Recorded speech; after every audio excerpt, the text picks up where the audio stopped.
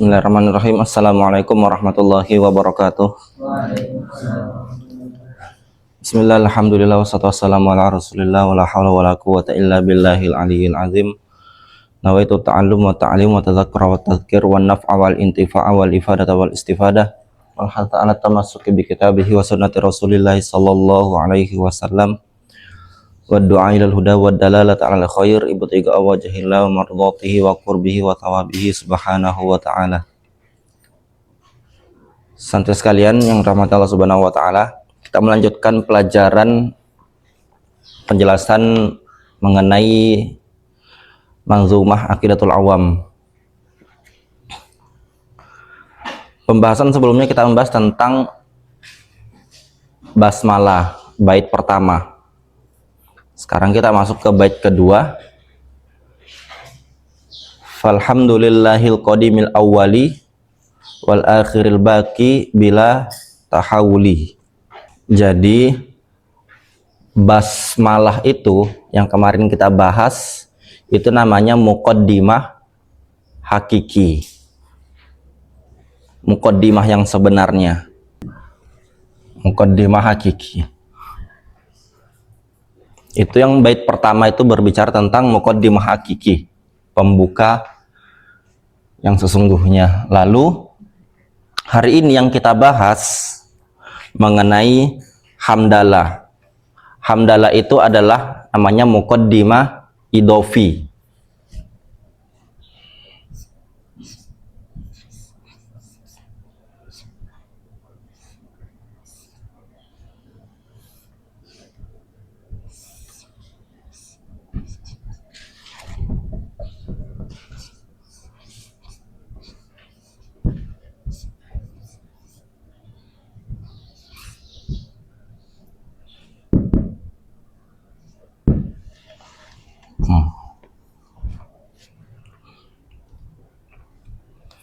Namanya muqaddimah idofi, artinya muqaddimah yang datang setelah didahului muqaddimah yang sesungguhnya. Jadi idofi artinya sandaran. Jadi dia muqaddimah ini bersandar kepada muqaddimah hakiki, lalu datanglah hamdalah sebagai muqaddimah yang kedua. Itu namanya muqaddimah idofi. Nah, biasa di setiap kitab ada basmalah dulu, baru hamdalah, baru selanjutnya selawat kepada Nabi. Ini biasanya susunan kitab. Jadi memuji Allah dulu, mengucap basmalah, lalu memuji Allah, habis itu selawat kepada baginda Rasulullah sallallahu alaihi wasallam. Oke, sekarang falhamdulillahil qadimil awwali diartikan dulu. Falhamdulillah, lalu memuji Allah, memuji kepada Allah. Al-Qadim, maha terdahulu. Al-Awwal, yang maha awal. Nanti penjelasannya seperti apa. Al-Akhir, dan maha akhir. Al-Baqi, maha kekal. Bila tahawuli, bila tahawuli, tanpa perubahan. Nah, ini namanya muqaddimah idofi. Al-Qadim, Al-Awwal, Al-Akhir, Al-Baqi, bila tahawuli, itu semuanya sifat kepada Allah. Allah itu Qadim. Qadim itu sesuatu yang tidak memiliki awal. Kalau kita sebagai manusia itu punya awal mula kehidupan, awal mula munculnya, yaitu ketika kita dilahirkan.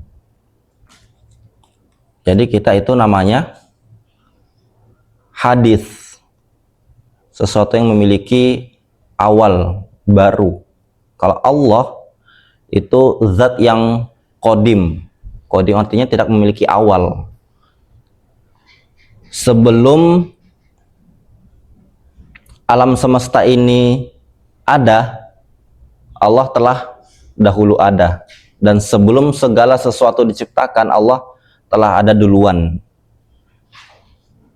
Dan itu bukan berarti Allah memiliki awal. Enggak. Namanya Allah itu Al-Qadim, tidak memiliki awal. Kalian jangan membayangkan Allah kapan ya munculnya. Apakah sebelum alam semesta ini? Enggak. Tapi Allah sudah ada ketika alam semesta ini diciptakan. Allah sudah ada ketika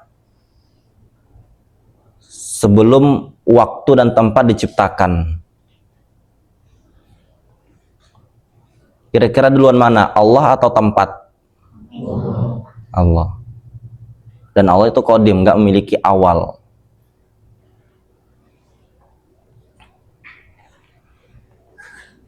Jadi waktu itu juga makhluknya Allah, tempat itu makhluknya Allah. Jadi yang namanya alam atau makhluk adalah segala sesuatu yang selain Allah. Jadi makhluk itu bukan hanya yang bernafas, bukan hanya yang hidup, bukan hanya makhluk hidup, tetapi yang makhluk mati pun juga disebut makhluk. Batu, meja, segala sesuatu yang selain Allah maka disebut alam. Gitu. Ini yang sifatnya Allah yang qadim.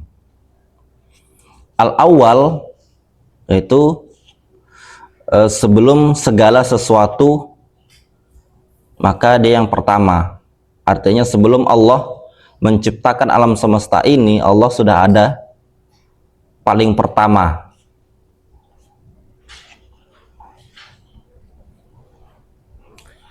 Demikian juga wal akhir. Wal akhir maksudnya adalah ketika semua makhluknya punah, kiamat, maka Allah masih tetap ada. Al-awwal wal akhir. Al-baqi maka kekal, tidak ada akhirnya, abadi.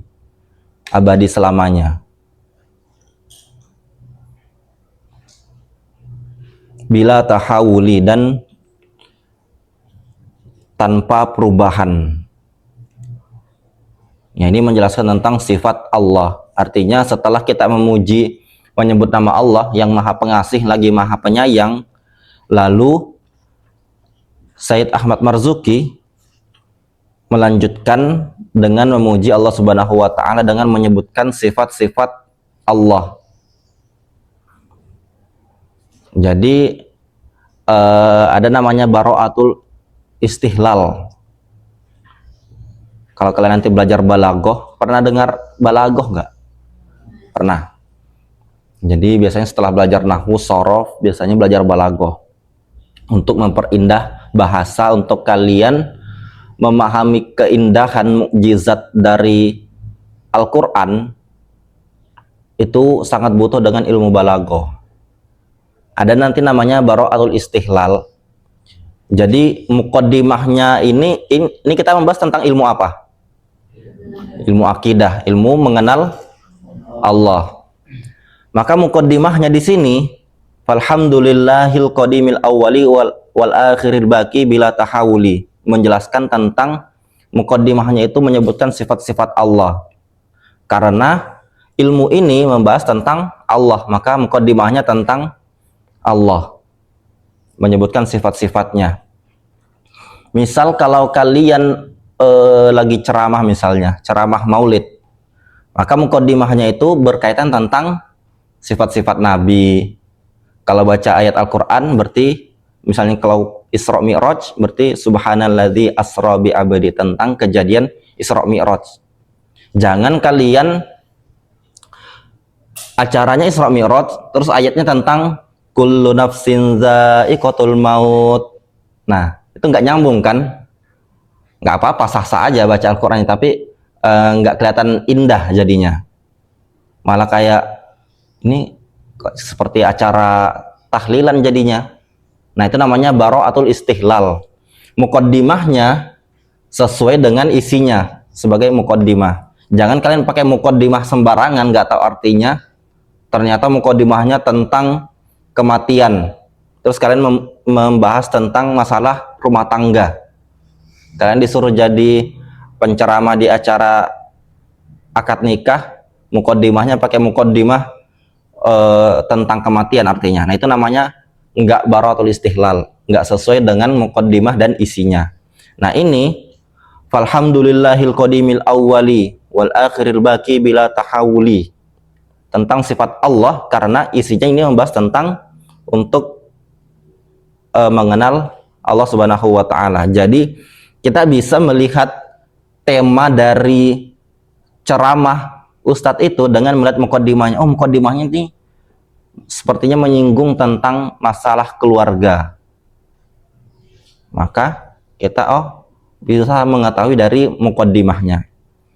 Ini dari keindahan bahasa. Namanya bara'atul istihlal. Lalu santri sekalian, nanti ada macam-macam hamdalah. Ada nanti qadim alal qadim. Terus ada nanti namanya qadim alal hadis. Ketiga ada hadis ala qadim. Oke, kalian perhatikan dulu. Ada namanya qadim, ada namanya hadis. Ada yang bisa membedakan nggak? Apa itu qadim? Yang dimaksud qadim itu siapa? Allah.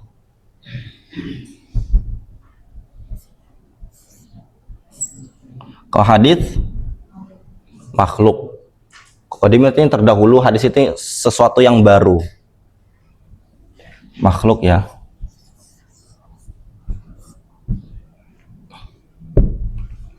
Nah, nanti karena kita membahas tentang di sini pujian tentang Allah, di sini kita perlu mengenal ada nanti namanya qadim alal qadim, artinya Allah memuji kepada Allah. Artinya Allah memuji dirinya sendiri. Jadi di dalam Al-Qur'an itu banyak ayat-ayat yang gimana Allah memuji dirinya sendiri. Bahwa Allah itu maha tinggi, maha besar. Nah, itu bentuk Allah memuji dirinya sendiri, dan kita banyak menemukan di dalam Al-Qur'an. Apakah boleh Allah memuji dirinya sendiri? Boleh atau enggak? Boleh. Qadim alal hadis. Allah memuji makhluknya. Di dalam Al-Quran juga banyak, termasuk Allah memuji para nabi-nabinya, para rasulnya, seperti itu. Boleh atau enggak? Boleh. Hadis alal qadim, makhluk memuji kepada Allah. Ya seperti tadi kita ini, alhamdulillah, mengucapkan syukur, memuji Allah. Itu bentuk pujian makhluk kepada Allah Subhanahu wa taala. Boleh atau enggak? Boleh. Sekarang yang terakhir.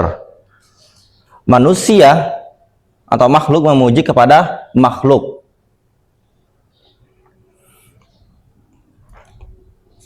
Misalnya Hudzaifah memuji Fajrun. Masya Allah Fajrun, gantengnya misalnya. Boleh atau enggak? Boleh, nanti dengan syarat.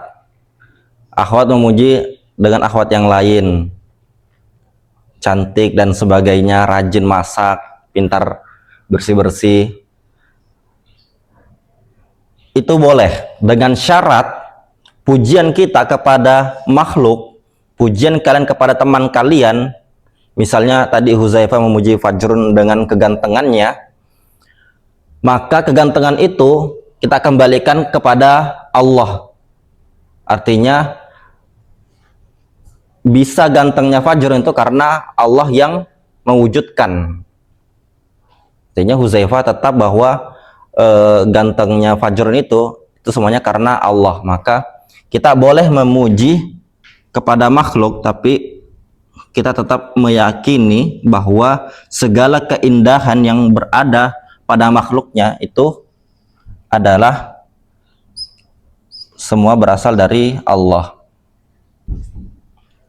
Makanya biasanya di awal-awal muji Masya Allah gitu-gitu. Kita memuji kepada Allah atas memberikan keindahan kepada makhluknya. Begitupun juga kita mengucapkan hamdalah atau memuji makhluk, kita meyakini bahwa keindahan makhluk tersebut tampak indah karena aib-aibnya disembunyikan oleh Allah. Sehingga boleh manusia memuji kepada manusia dengan syarat tetap meyakini keindahan yang dipuji itu adalah kita kembalikan kepada Allah Subhanahu wa taala. Maka ini ada 4 macam pujian. Kalau ini yang kita pakai di kitab adalah termasuk yang ketiga, hadis alal qadim. Jadi yang boleh sombong itu hanya Allah, memuji dirinya sendiri. Lalu kenapa alasan kemarin kita membahas basmalah? Kenapa basmalah itu perlu disebutkan di awal? Kenapa setiap memulai yang baik kita perlu dengan basmalah? Supaya berkah. Kalau enggak baca basmalah, berkah atau enggak? Berkah tapi sedikit aja. Kullu amrin zibalin la yubda'u fihi bismillahirrahmanirrahim fahuwa aqta. Jadi setiap perkara yang baik yang tidak dimulai dengan basmalah maka akan sedikit keberkahannya. Itu tentang basmalah. Sekarang hamdalah. Hamdalah juga ada hadisnya semisal seperti basmalah. Wa kullu amrin zibalin la yubda'u fihi bilhamdilillah fahuwa aqta. Segala yang baik yang tidak dimulai dengan hamdalah, memuji Allah, maka sedikit juga keberkahannya.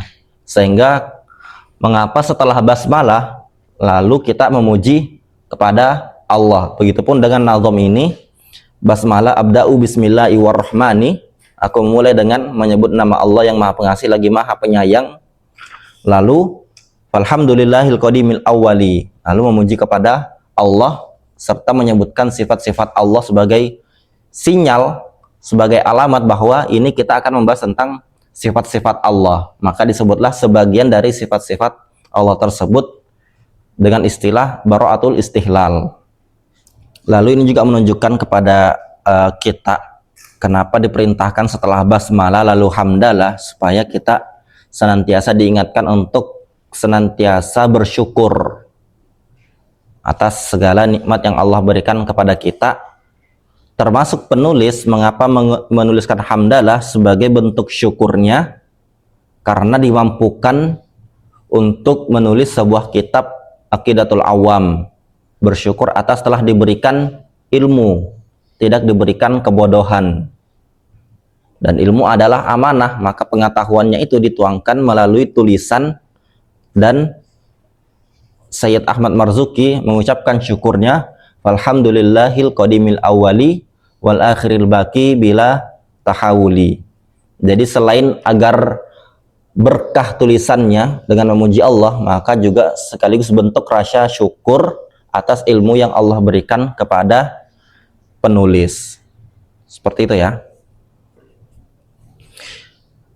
Terus yang selanjutnya, summa salatu wassalamu sarmada ala nabiyyi khairi man qad wahada.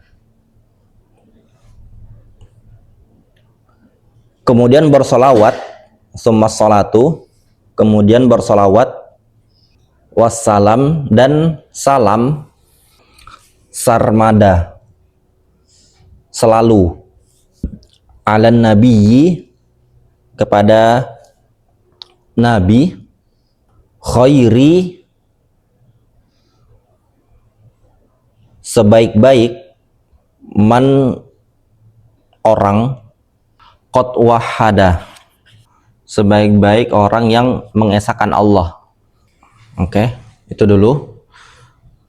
Lalu setelah basmalah, setelah hamdalah, lalu bersalawat kepada baginda Rasulullah sallallahu alaihi wasallam.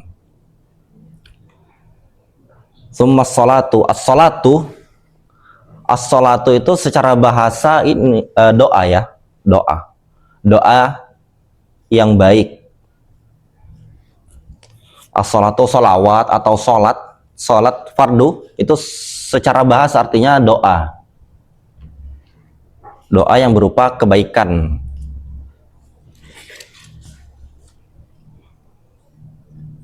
Ada nggak orang yang berdoa keburukan? Hah?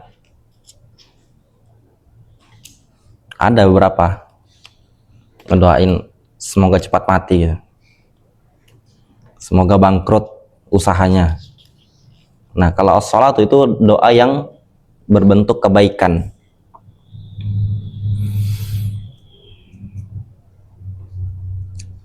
Dan sholawat itu bermacam-macam ya. As-sholah. Kata Ibnu Abbas radhiyallahu anhu, kalau sholawat dari Allah maka itu artinya adalah rahmat.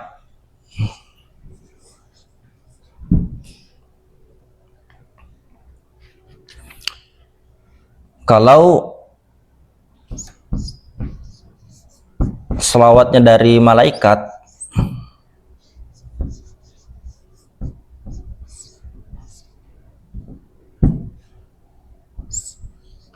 maka itu artinya istighfar. Lalu apabila sholawat dari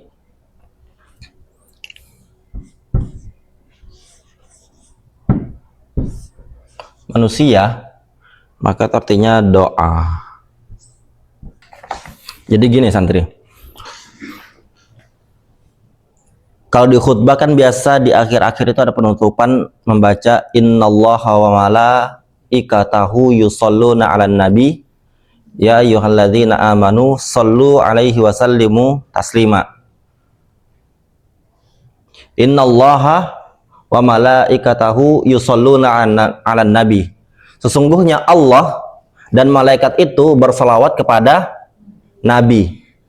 Nah, itu artinya apa?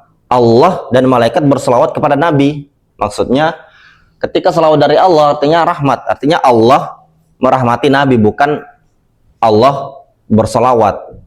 Gitu ya, bukan seperti selawatnya kita ke Nabi, beda. Kalau Allah berselawat kepada Nabi berarti maksudnya adalah Allah memberikan rahmat kepada Nabi. Innallaha malaikah, malaikat berselawat kepada Nabi maksudnya beristighfar, memohonkan ampun.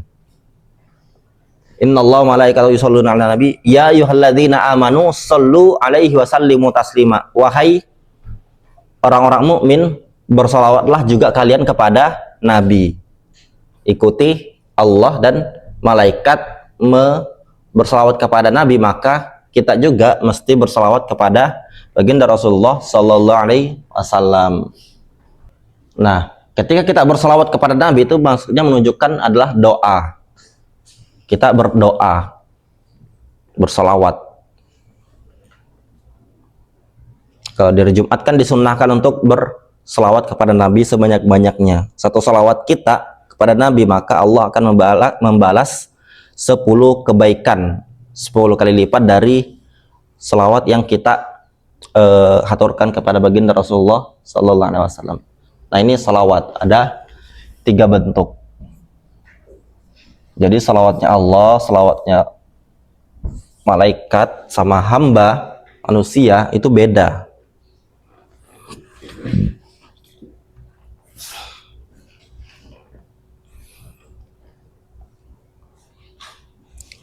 Salam, tsummas sholatu wassalamu. Salam itu artinya penghormatan. Jadi tsummas sholatu wassalamu maksudnya kemudian doa dan penghormatan senantiasa alan nabi, kepada Nabi, yaitu Nabi Muhammad Sallallahu Alaihi Wasallam. Apa bedanya Nabi dan Rasul? Apa bedanya? Saya lupa. Kalau Nabi diperintahkan untuk menyampaikan risalah, Kalau Rasul ya, Rasul diperintahkan, kalau Nabi nggak diperintahkan. Itu yang membedakan. Dan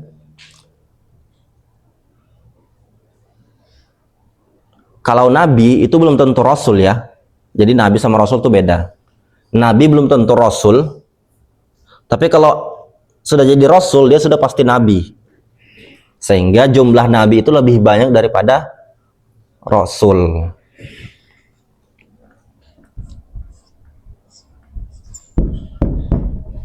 Nabi sama Rasul.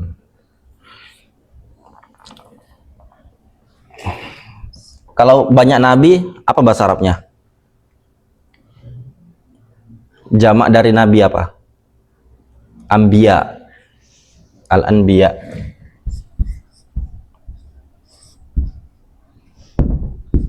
Al-Anbiya. Kalau Rasul, jamaknya apa? Rusul. Ini yang kalian sering ngafal Quran. Rasul sama Rusul kadang sama-sama. Kalau Rasul itu satu nabi, satu rasul. Kalau rusul ini banyak nabi. Tilkar rusulu faddalna, bukan tilkar rasulu.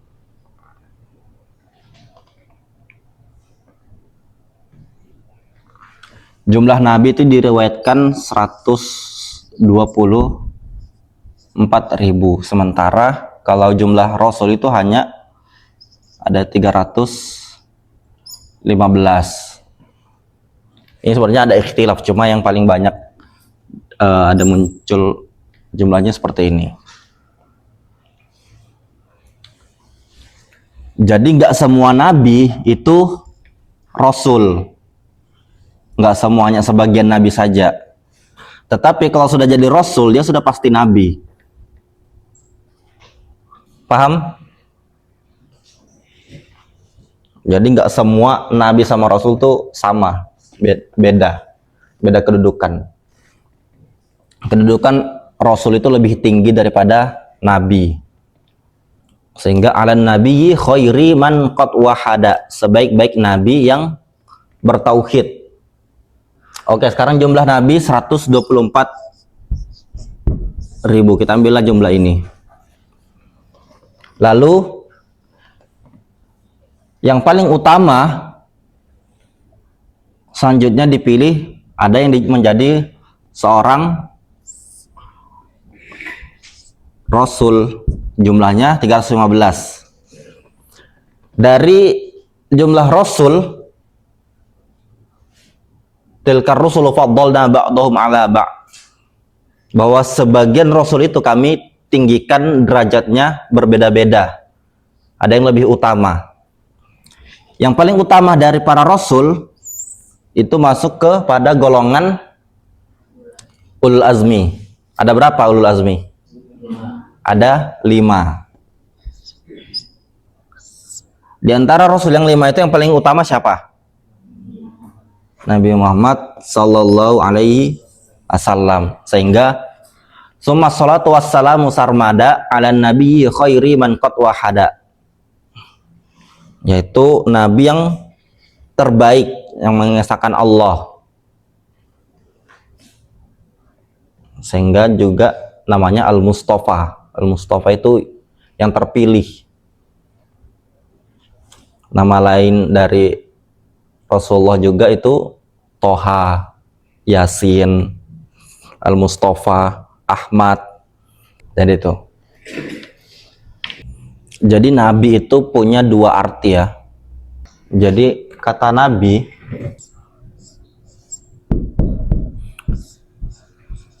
itu terambil dari kata an-nubuwah. Nubuwah. An-nubuwah ini artinya tempat yang tinggi.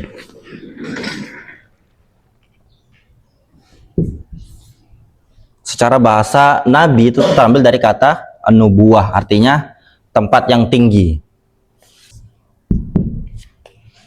al-makan al-murtafi, yaitu tempat yang tinggi, karena kedudukan Nabi itu berada di tempat yang tertinggi, mulia, sangat mulia, sehingga disebutlah Nabi ini terambil dari kata an-nubuwah yang pertama.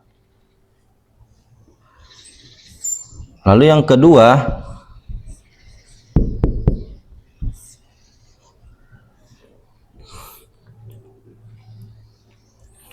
terambil dari kata an-naba, surah an-naba. Apa arti an-naba? Surah an-naba, berita besar. An-naba itu artinya kabar. Jadi Nabi terambil dari kata an-naba ini yang berarti kabar, al-khobar. Karena Nabi itu tujuannya untuk memberikan kabar kepada umatnya. Nah, itu dua asal kata Nabi, ada nubuwah sama atau an-naba.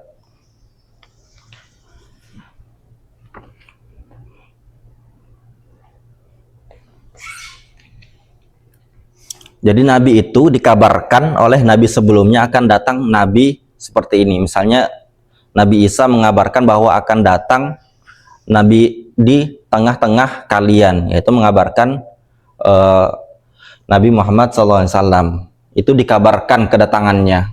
Adapun juga Nabi juga mengabarkan sebuah kabar wahyu dari Allah Subhanahu wa Ta'ala. Itu an-naba. Ini dua perbedaan, walaupun sama-sama juga bermakna yang sama mengenai ahwal para nabi. Jadi ini pembukaan kita membahas kemarin sebelumnya basmalah, muqaddimah hakiki. Sekarang kita membahas tentang muqaddimah idofi dari kitab Aqidatul Awam. Di pembahasan selanjutnya baru kita masuk ke inti pembahasan ilmu akidah. Wallahu a'lam bishawab. Wassalamualaikum warahmatullahi wabarakatuh. Waalaikumsalam.